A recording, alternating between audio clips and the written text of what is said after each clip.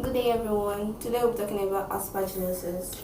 Aspergillosis is a fungal infection caused by Aspergillus, a type of mold that is found in the environment. This infection primarily affects the lungs and can cause illnesses like aspergilloma, chronic pulmonary aspergillosis, invasive aspergillosis, and allergic bronchopulmonary aspergillosis. What is aspergilloma?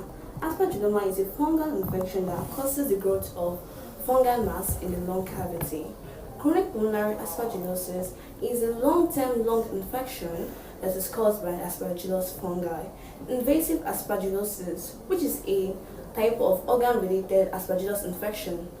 By organ-related, I mean it affects the brain, the heart, the kidney, and even the skin itself. Then allergic bronchopulmonary aspergillosis usually affects people with asthma and cystic fibrosis. What is the epidemiology? How does this infection spread? Aspergillosis spread through inhaling airborne spores, usually when an individual is exposed to dust or even compost sites. And it is more prominent in areas with warm, humid climates where mold growth is common. And it is good to note that although people can get this infection, it is not contagious, meaning it can be contacted from another individual. What are the risk factors? Who are the people who are likely to be more susceptible to this infection? Immunocompromised individuals are at more risk of getting this infection.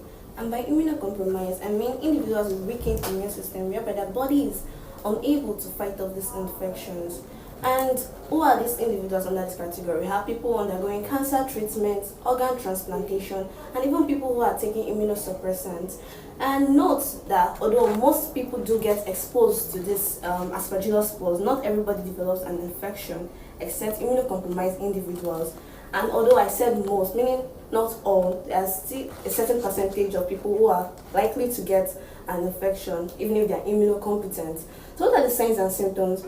The signs and symptoms include cough, sometimes coughing up of blood, difficulty breathing, raspy breath, and sometimes fever.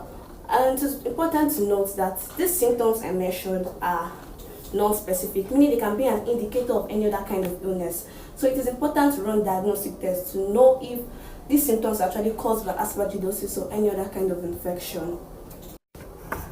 Aspergillosis is usually diagnosed based on the symptoms the individual seems to be displaying and based on the health history of the individual. Some of the basic diagnostic methods include imaging, such as running a CT scan or X-ray scan, usually in the case of aspergilloma, to find out the position of the mast cell.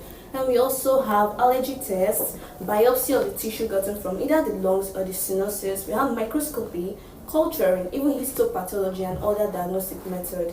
So what are the treatments? How can aspergillosis be treated if someone contacts it? Itraconazole, itraconazole, amphotericin B. Also the use of corticosteroids like prednisone, prednisolone, methylprednisolone. And surgeries can also be used to treat aspergillosis in cases where medicines cannot be effective, such as in the treatment of aspergilloma, where the cells, the mast cells, need to be removed surgically. Then prevention. How do people prevent getting this infection?